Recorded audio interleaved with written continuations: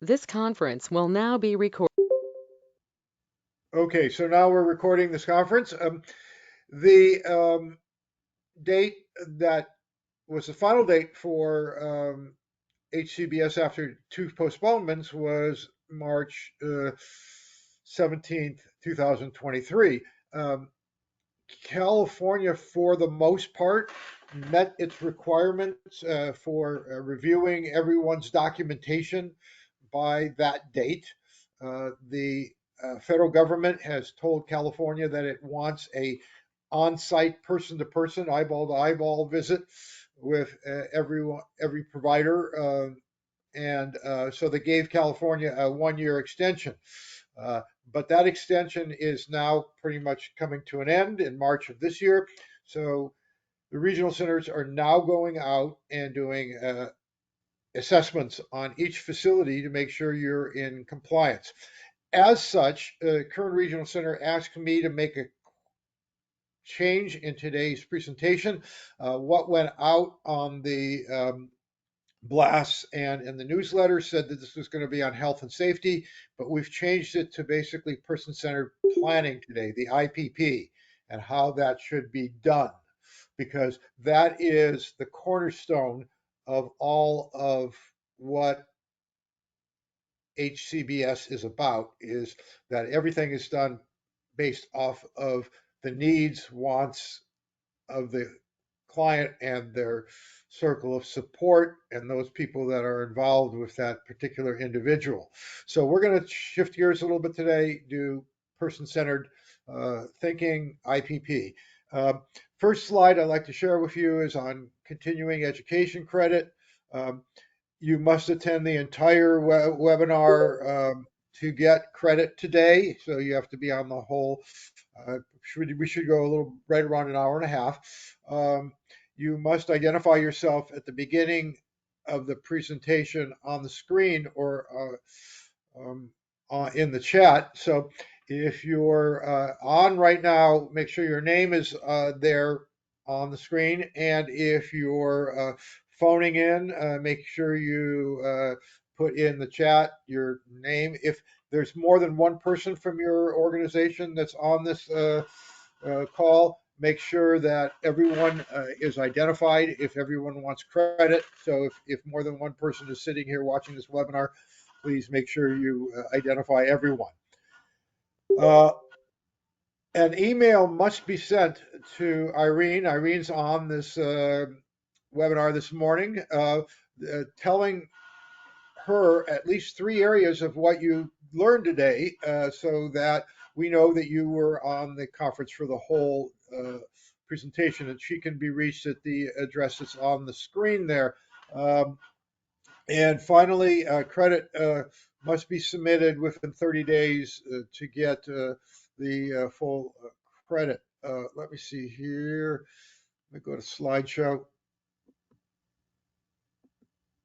That okay. Hopefully that's a little bit better. See that. Um, okay, so HCBS waiver compliance.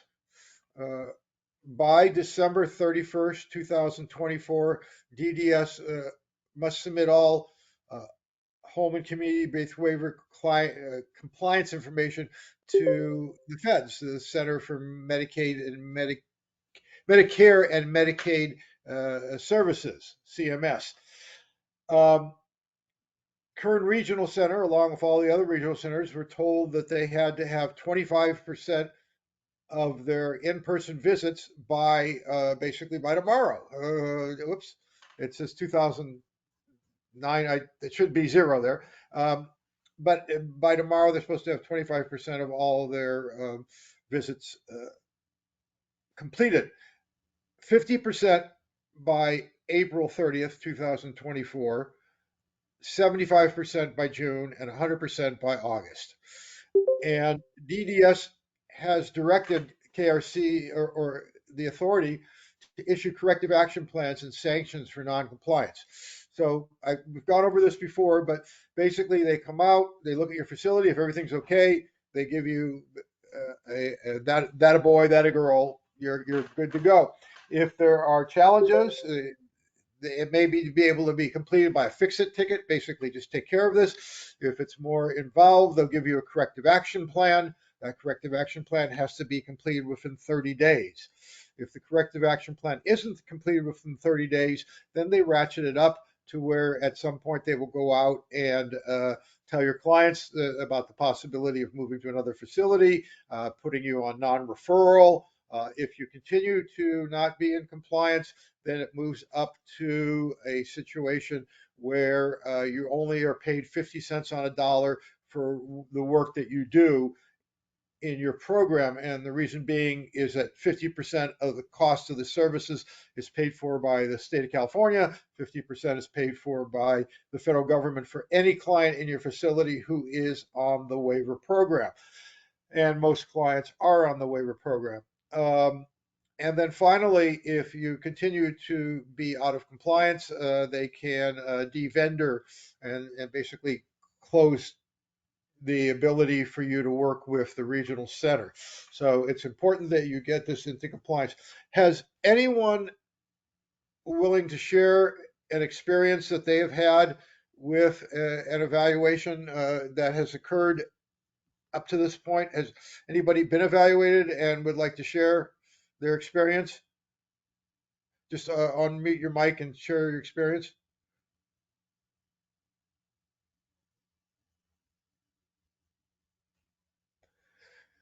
Does that mean people have not been evaluated or not wanting to share? Well, we'll leave it at that. I know that we have ours coming up scheduled, so we have not been evaluated yet. So that you're talking about for Bakersfield ARC. Correct. Yeah. So anyways, if you have not received a call or an email from KRC, expect that in the near future. Like I say, they're looking at having about half of their facilities evaluated by the end of April, and like 75 and then 100%. So the expectation is that all facilities will have been evaluated by August 30th of 2024. And then Regional Center has some time for getting corrective action plans, getting everybody into compliance, and everything then needs to be sent to DDS, and DDS must get it up to the feds by December 31st of this year. Okay. Whoops, one too many. Upcoming trainings. I just put down through June. A new schedule has just been developed through September. We will get that out in our March newsletter and in subsequent community of practices and then webinars as well. But this, for your information, are some of the upcoming programs that will be available to you. Again, this is the Commission on Quality Leadership, and it is a national organization. They accredit facilities. They do a lot of training. They're considered to be basically the top resource in providing tools for IDD. They also work with mental health issues. And these trainings are free. They're 4 hours long. If you were to take them through CQL's website, so you bought it as an individual, they would be approximately $100 a training, and here you can get them for free. So these are dates coming up. So mark your calendars, please. And some of these are repeats. So if you've taken, like for example, Everyone Has Rights was done earlier this month, and it will be done again. And so if you took it and you have other staff you'd like to see take it, or you have not taken it, there's a wonderful opportunity for training. And we are currently working with KRC to try to work out so that you can get CEUs for these. They wanted copies of all the agendas and curriculums and what have you. And once that's taken care of, we anticipate that there's a good likelihood that Regional Center will give you CEUs for those classes as well. Locally, if you're interested in more specifically on person-centered planning, Kern Regional Center has I believe it's a 4-day course that they do with some frequency, and you can contact Shannon Luke, and you have to commit to all within 1 week to the 4 days of the training, and you can get a pretty extensive program. Both Shannon and then John Noriega is the other individual that does a lot of that. Are trainers for trainers. They've taken the course and have been certified in person-centered planning. Now, Misty, have you been certified as well?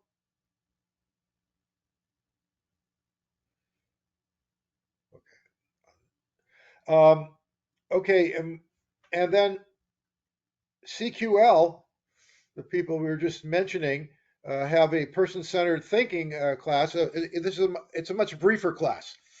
It's a 4-hour class rather than the 4-day class, and they will be offering that twice in this between now and September. So again, mark your calendars. June 25th and September 10th will be trainings on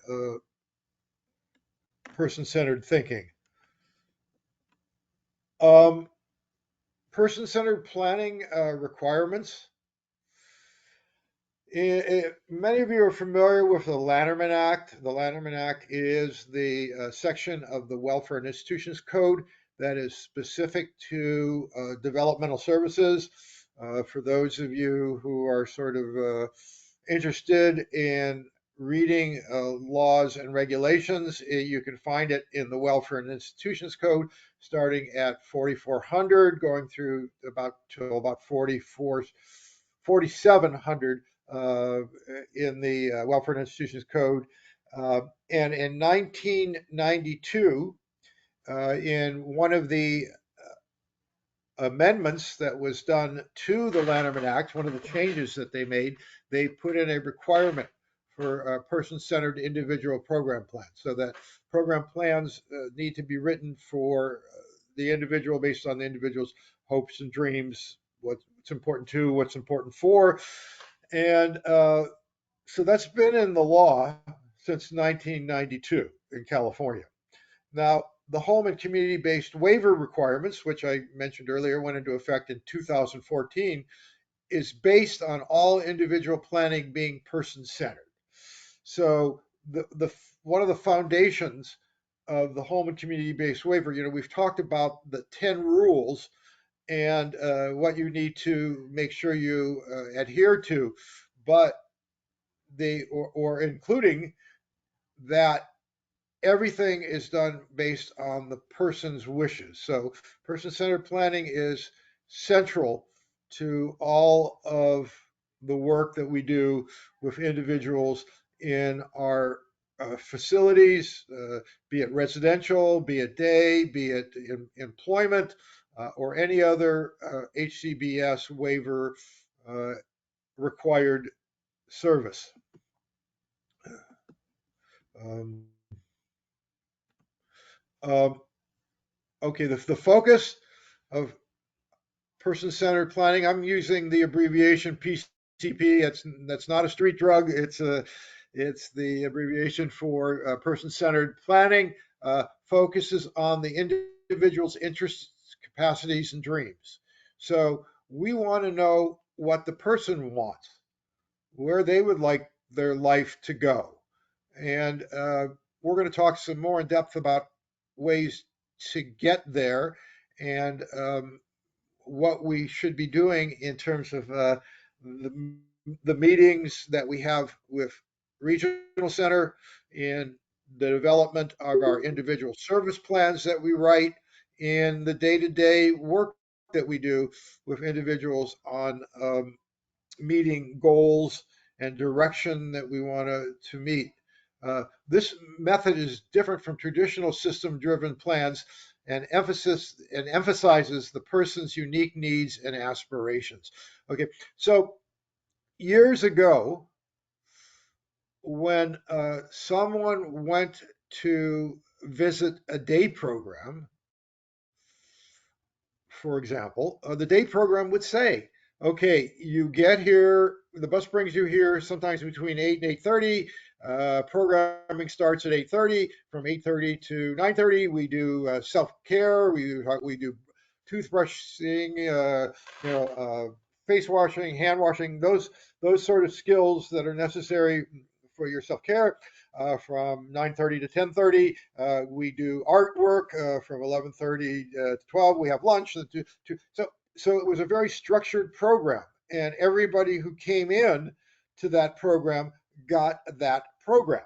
So you have a situation where, to use a cliche, the tail is wagging the dog, so that the provider is deciding what services the individual should be receiving. Now we've turned that completely around. So now, instead of the provider deciding on the services that the individual receives, the individual shares with the provider what they would like to accomplish in that program. Same thing in group homes, in small family homes. The individual, and sometimes I use individual and client interchangeably. A lot of people do not like using the term client anymore, but our local folks have said that they would prefer that in some cases. So forgive me if you feel like that's not an appropriate term. I will try to stick with individuals, but at times I do slide back because some individuals would prefer to be called clients. Anyways, so the idea is that we're moving from a system of we tell the individual what services we're going to provide him or her to a system of the individual telling us what services they would like to receive from us in our type of programming. An example of that was I went out to a very good program a few years ago, and there was one of the staff people stopped me at one point and said, "Can I share with you a concern I have about a particular individual?" And I said, "Sure." And he said, "Well, this individual does everything possible," and I don't know what everything possible means, but that's what the term they use, to avoid going to the 2 o'clock cooking class. And he will, do like he's got a sore throat. He's sick. He can't go to class. He seems to just sort of disappear for an hour. We don't know where he went. He, can be disruptive when he does show up to class. And how I answered that was, have you ever talked to that individual about whether he wants to go to the 2 o'clock class? Maybe that's not cookies, maybe not something he wants to do. Maybe he grew up in a household where he somehow believes that, cooking's not something that a man does, and he doesn't want to do that. Maybe he doesn't feel he's very good at it. Maybe he just doesn't want to do it. So for whatever reason, can you come up with a different option for this individual from that time frame? Because clearly what you're offering him is not what he wants for that service. So that's like an important thing to keep in mind. We want to provide services that people want, that are their interests, their capacities, their dreams. Okay, what is person-centered planning?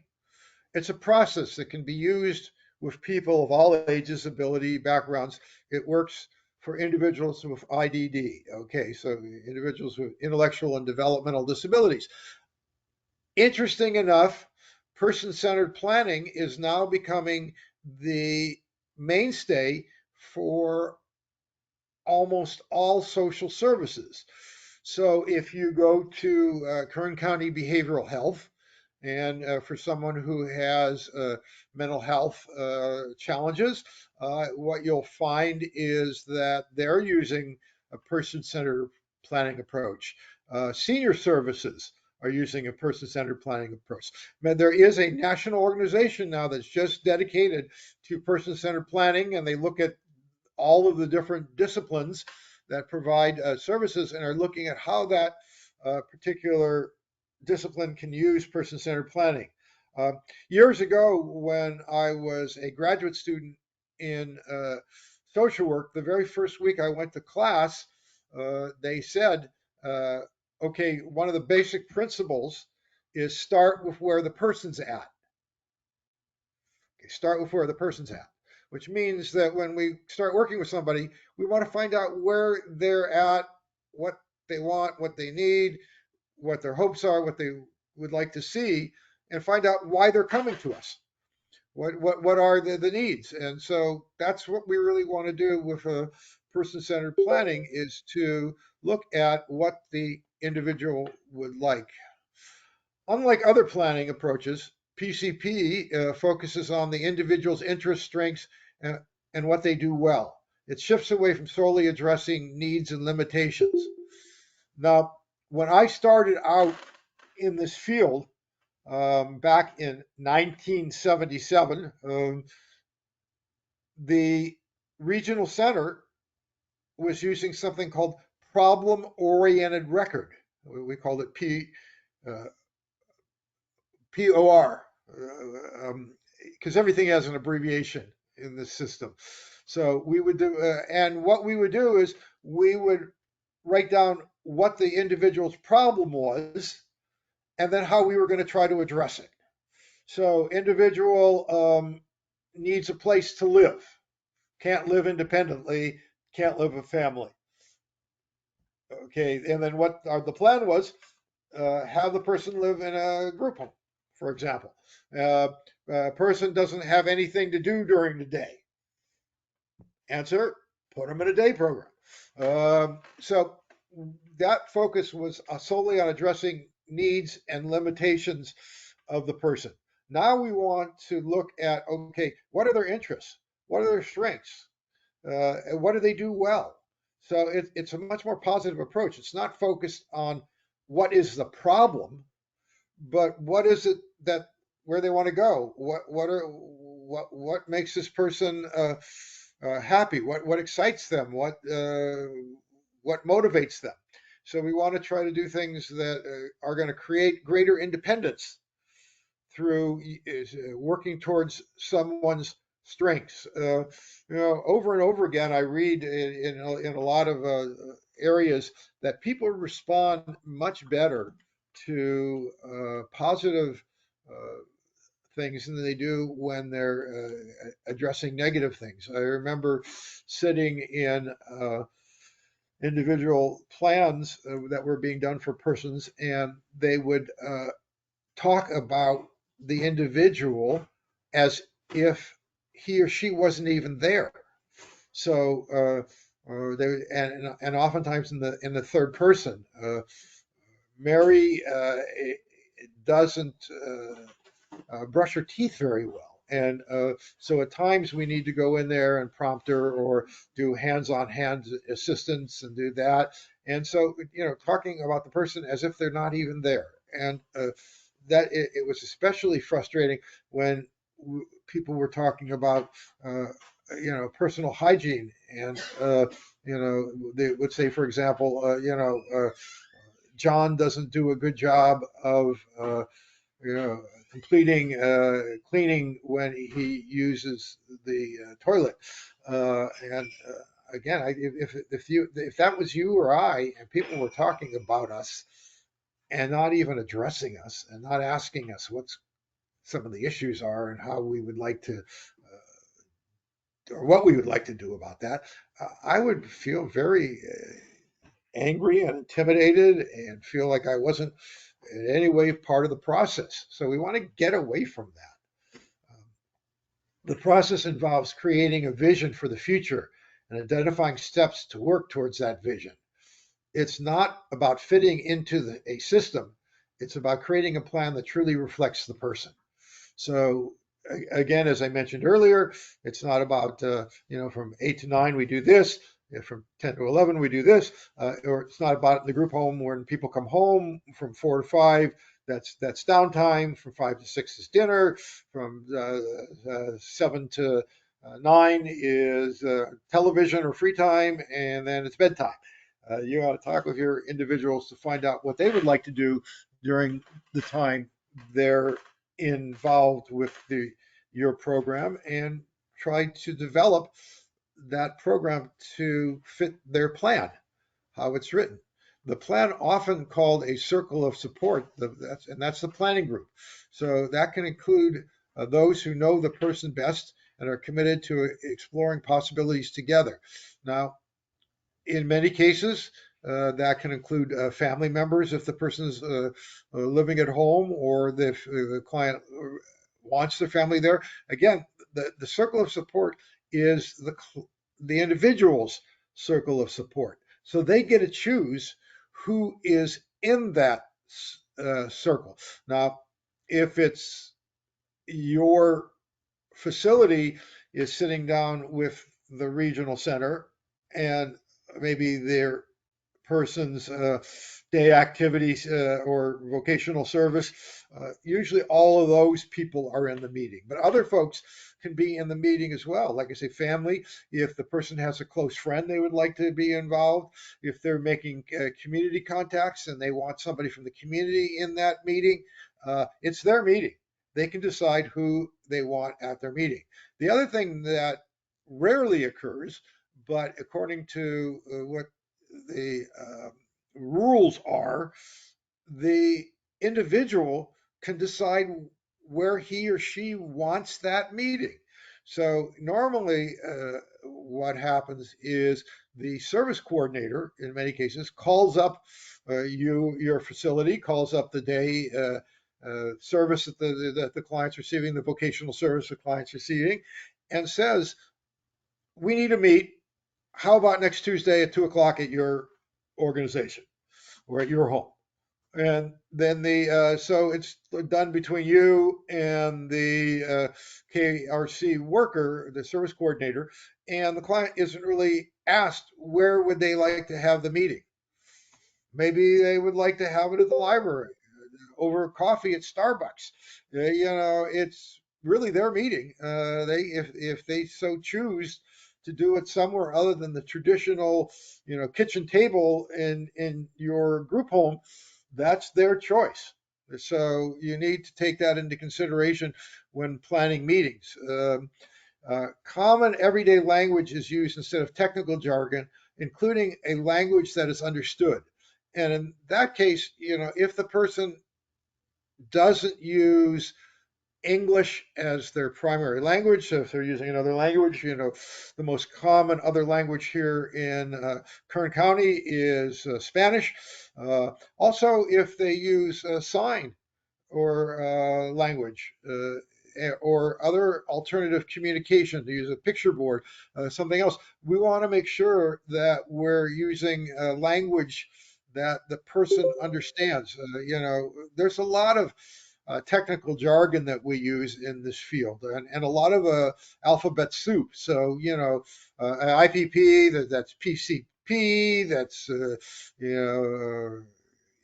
QMRP, I can go on and talk about all kinds of different abbreviations. In fact, at one point I wrote up a document for staff when I was still, employed at the Bakersfield ARC, that gave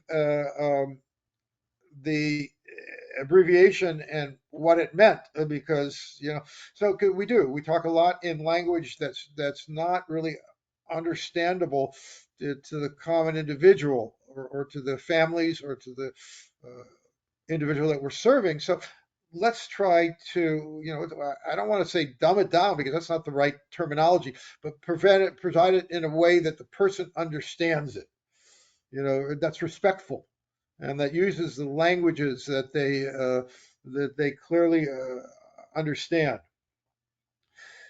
The plan considers how the develop relationships, community connections, and individual tailored supports. So what we're trying to do is trying to figure out how we can expand this person's world. What are we doing to create connections in the community that this person gets to know more people, gets to be involved in supports that are really working towards uh, greater self-reliance, greater independence, greater autonomy, greater choice for that individual. Um, you know, most of you have probably heard before that there are people in our system who the only adult individual they interact with all day long, other than other individuals in the system, are people who are paid to be with them. So, that being the staff at the DSPs in the group home. And again, DSPs is another abbreviation for direct service professional, um, or the individuals who are providing the supported vocational services, the adult day services. So they're not meeting anyone at all in a given day who isn't either paid to be with them or another individual who is receiving the services supports from that program. How would you feel if that was the case? So, we have people in our life who are there with us because they care about us, they love us, they're romantic with us, that we share similar interests, we share the same faith, we do the same sporting activity, we're neighbors. I can come up with all kinds of ways in which we have community connections. And yet, many, if not most of the individuals we serve don't have those connections. And that's one of the things that we're really striving for, is to try to develop uh, connections outside so that individuals are involved with people during the day, during the evening, during weekends who aren't paid to be with them. So people who want to be with them because they like who they are, not because that's their livelihood. So we really use the plan as a way to develop those connections for that individual. Um, Focus on the individual. The person is the center of the planning process. Their interests, dreams, capacities guide the plan. So again, this is redundant, but it really can't be stressed enough that the plan's all about what the individual needs, not what your facility needs. So if you're a program or that's providing services and supports, it's not about, okay, this is what we can provide you, but this is what is it that you would like, and how can we get there to help you with those services. If it's the person says in the intake process, so they're coming out to your home and they're asking for things that you don't think that you can provide, it's quite okay to say, wait a minute, maybe we're not the best option for your services. That maybe this other service can provide a much better plan for you. So if someone comes to your program and they are really saying, hey, I want to get a job, and you say, oh, well, we have some pre-vocational services from 3 to 5 that well, 3 to 2, I mean 2 to 5, uh, that we provide for people in our program. And if you're interested in that, we can help you with interviewing skills, job development, those sort of things. But we don't provide work. We just we're like a precursor to that.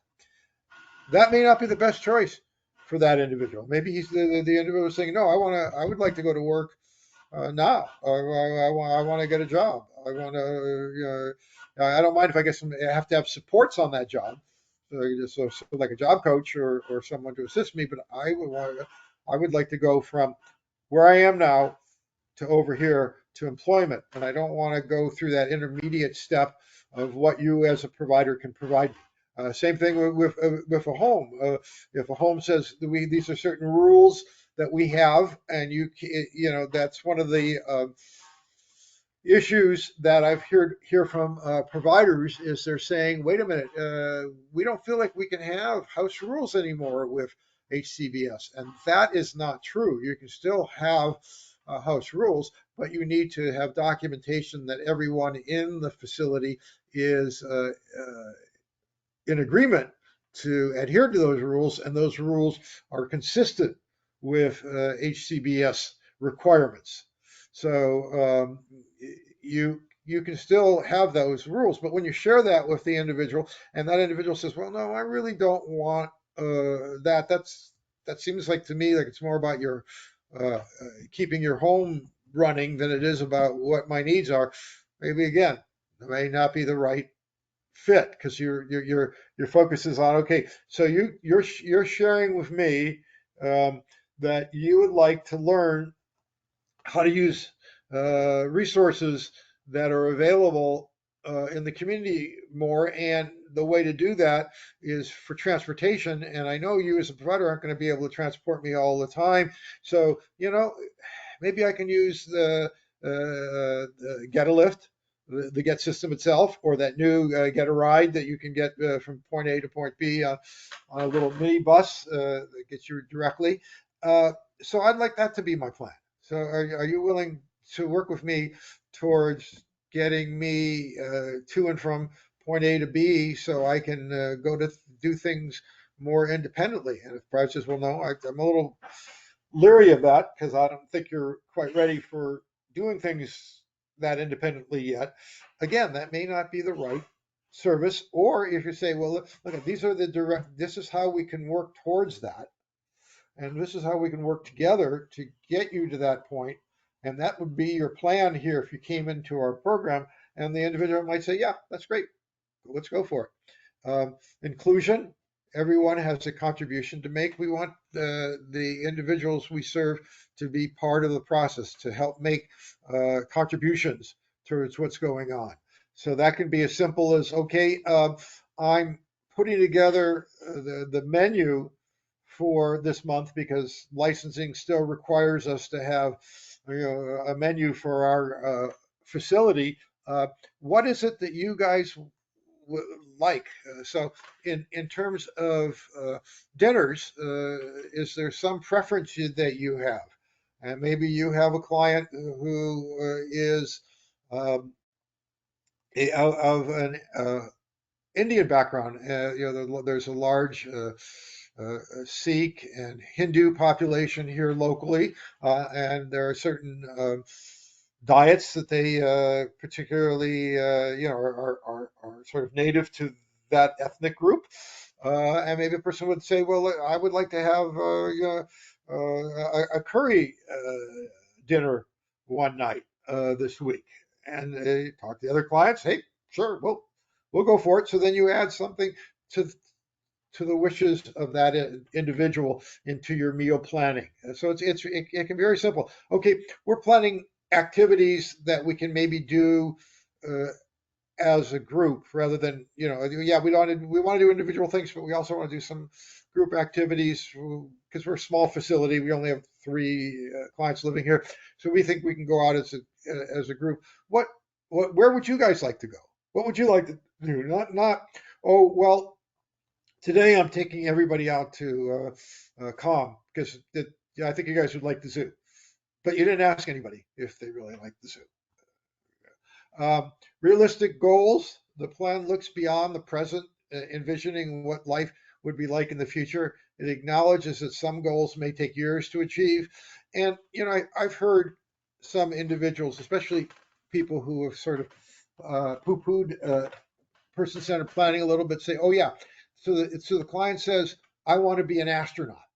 Well, yeah, that's not realistically going to happen. The person's not going to be an astronaut, but that doesn't mean that you can't work with goals on maybe getting that individual involved in an astronomy club, or getting them involved with employment in a company that makes aerospace parts, or something that has to do with that person's goals and individual plans. So, we want to, instead of saying, no, we only are going to work on things that are realistic, we want to make sure that when we do look at realistic, we're looking at, acknowledge that some goals may take years to achieve, or may not be fully achieved, but can be at least partially achieved, and to achieve to the individual satisfaction.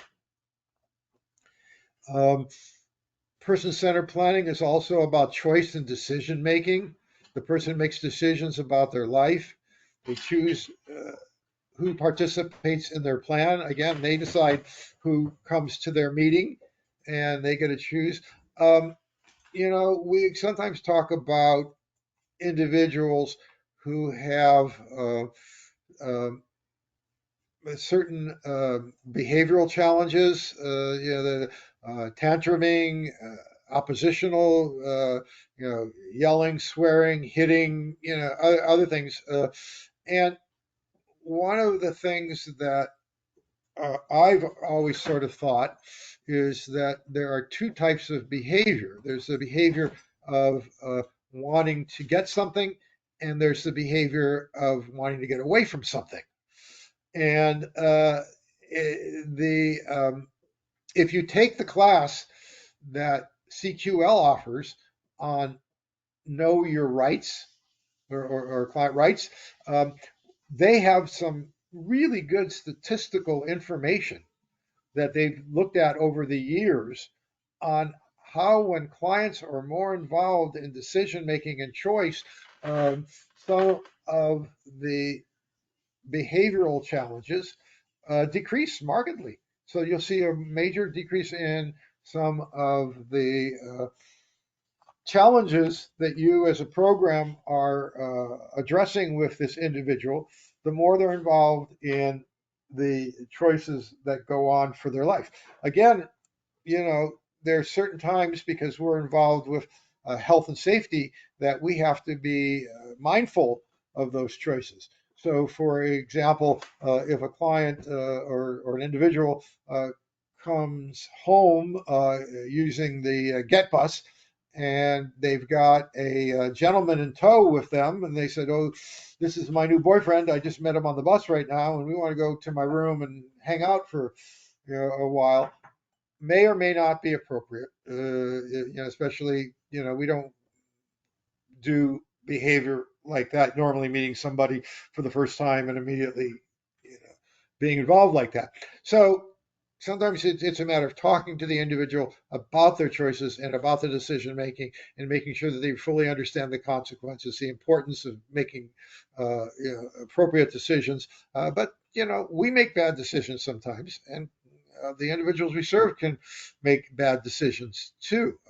One of the challenges is that, and again, why it's so important that you document that you really worked with that individual about the choices and decision making, is that if an individual makes a choice that isn't in their best interest, and it creates a situation where now you have a special incident, and you're having to report it back to the regional center and to licensing, or to Adult Protective Services, and people come out and say, and all of a sudden there's a why question. Why'd you let the person do that? And if you can then show that, wait a minute, this was a process. The client was informed of the potential, the risks, all that was involved. They were given information. They were given experiences. They were given opportunities, and coming up in the courses that we offer through CQL is one called the 3 E's, which specifically goes into the process of helping people make good, informed choices about their lives. Community participation a plan explores ways to engage in community life. So we want people more involved in the community as a whole. I'm still old fashioned enough to read a newspaper. So every morning I get up and I look at the Bakersfield Californian, and I always see activities. The groups put their little announcements in there about they're doing this or that. Good source. The internet these days. You can probably find the same thing. I'm just old fashioned. But I really encourage you to,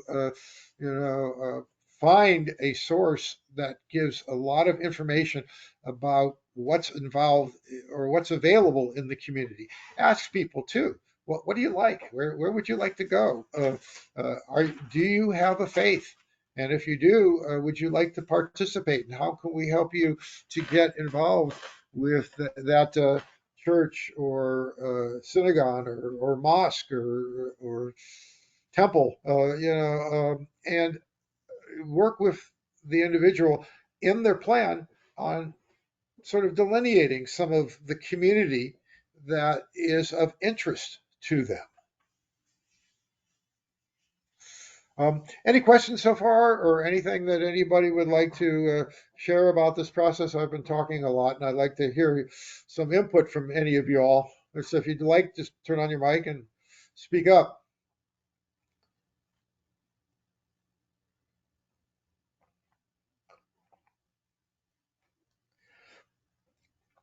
Jeffrey, Okay. I like. I just want Go to say I ahead. think you're doing a great job. I know it feels like maybe you're talking a lot, but I'm soaking in everything you're saying, so I appreciate you doing this. You're soaking it all in, huh? Now, normally, and this is something to keep in mind, we retain about 50% of what we hear. And when the person is using jargon, so they're using like a lot of, so like for example, when we go to our doctor, the doctor's using, well, medical terms, or is using the generic name for a medication, or talking about something. We don't always fully understand. And furthermore, if somebody gives us bad news, so, well, you have a leaky heart valve, and we're going to need to send you over to a cardiologist, and you may end up needing to get a valve replacement. We tend to shut down, so we hear even less. So it's important when we're talking with the individuals that we're serving that we make sure that they really understand what we're saying, and say it in a way that they understand, like I said. And one of the things that I've often done over the years is I will ask the person, what is it that I just shared with you? Or what do you think or could you repeat back to me what we're talking about, and find out what they think, or what their conclusion was. Come next week, uh, we have a primary election, and one of the things in terms of community participation, which is very important, is assisting individuals in voting. And part of that assistance is sharing with them, okay, this is the office for our congressman, and it's changing, and these are the views that these 5 people have. Which one do you think you like? But one time I was working with a group of clients and talking to them about voting and explaining just what I was talking about. And one of the individuals said to me, I don't want to vote. I said, okay, you don't want to vote? Can you share with me why not? And she said, well, because if you vote, you have to get married. And I said, well, not exactly. And we then had a discussion, and but that was what the individual was thinking. And so even though I was explaining it, it was using graphs and stuff like doing like what we're doing here, that doesn't mean it was fully understood by that individual. And so going back and asking people, and that's why I'm asking if any of you have any questions or anything, because we don't always get everything the first time around, and even if when we get it, how we interpret it might be different. So it's important to ask people regularly what they think is going on, how they feel about it, what they would like to see go forward. Okay. Hey, Jeffrey, can I ask something real quick or kind of chime in on something? Sure. No, go right ahead. Uh, I'd love to. and maybe just getting your opinion on this, but we have a day program, we have a Taylor Day program, we have a supported employment program. And for the longest time, it was always, if someone in the day program were to say, hey, I want to go find a job, right? Want to get a job, get out in the community. We kind of use day program as a stepping stone to get to that next level, which would be our Taylor Day program, which is when they would then kind of focus in on those job skills, get out and go volunteer in the community and just kind of work, the pre-employment stuff that they would need to do, fix their resume up, all that stuff. But kind of what you were saying earlier in the training was, the person-centered part about this is that if they're a day program and we've been with them for years, we know what their tics are, we know their habits, we know everything about them. And we find that they wouldn't be, in our mind, again, not, I'm not saying, but the way that the kind of old mentality that we would think is we don't think they're ready yet to go work out in the community. Like that's our view of them. So we want to put them into some type of graduation stepping stone program to kind of get that under their belt before we go and promote them to other businesses out there, right? Because there's also that aspect to it as well, that when we have our job developer go out and start trying to find jobs for individuals, there's also that name attached, that Valley Achievement Center is attached to this individual coming in, and we don't know how well they'll do with that job because they never went through that kind of screening process of Taylor Day. But kind of what are your thoughts on that, Jeffrey? Like what the best way to handle that when someone says, hey, I don't really want to go through that, but we as a team feel that we want them to go through that, right? I hope I'm making sense on that. Yeah, I know you're making perfect sense.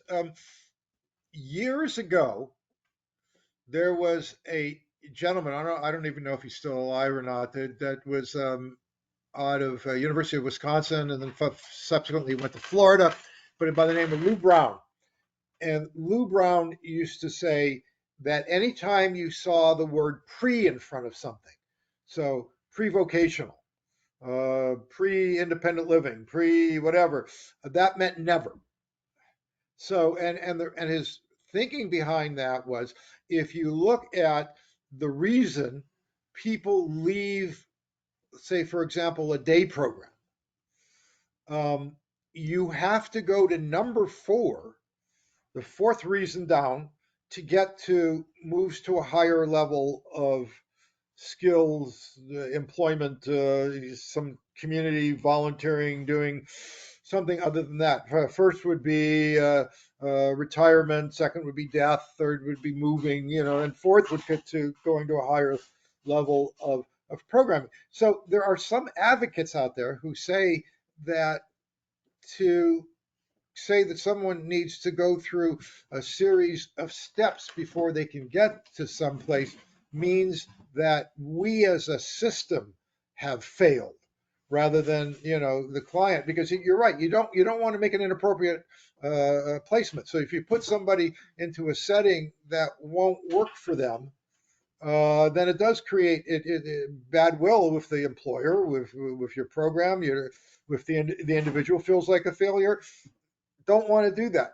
But with some creativity and some thinking differently, it is possible to really look at moving someone forward. And the example that I heard in a conference one time was a young man who had was on the spectrum scale of autism and was fairly severe, and had a lot of tantrum behavior, didn't like to be out into the community, some self-injurious stuff going on. Not somebody we would traditionally think of who could potentially be involved in employment. Now, the person that was working with that individual, one day their car was just a mess.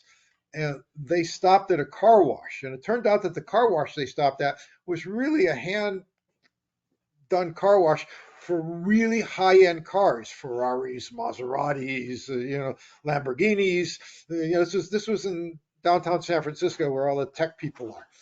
And anyways, one of the things that he had noticed when he went out to that individual's home was the individual who was on the spectrum had in his room a number of car magazines, for high-end cars. He had some models that he had put together for, with really high-end cars. So he went to that car wash and talked to them about the possibility of having this individual doing some detail work, like cleaning leather seats, or doing the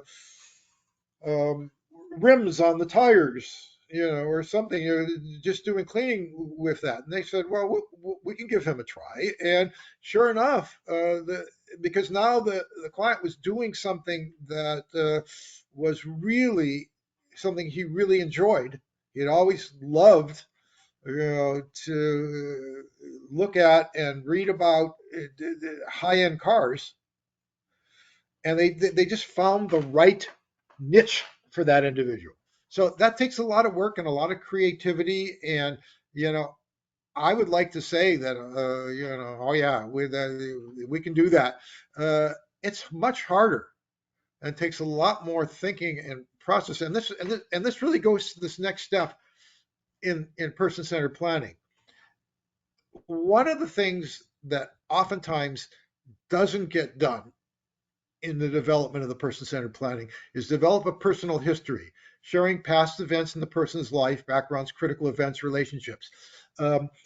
These days, when it's time for an IPP, the coordinator calls up, says, how about next Tuesday? Comes out, may have last year's plan. You sit down, you review last year's plan. Okay, what's different? What's changed? What is there anything changed medically, or any new medications, changes in doctors, those sort of things? And then the plan gets written. And we really don't look at personal history for the most part. And especially, one of the big challenges that we're having these days is funding, both as direct service individuals and the turnover in staff that we have. Same thing's happening with regional center. So regional center is their caseloads are higher than they probably should be. At least higher than what the law says they should be. And then they have turnover. So that person that's coming out is sort of overwhelmed. They got a lot of, in many cases, they got a lot of work that they need to get done. They're sort of, they get back and write this plan up, get it off their desk so they can go to the next plan. And then they may not really know the client. So that when plans get written, oftentimes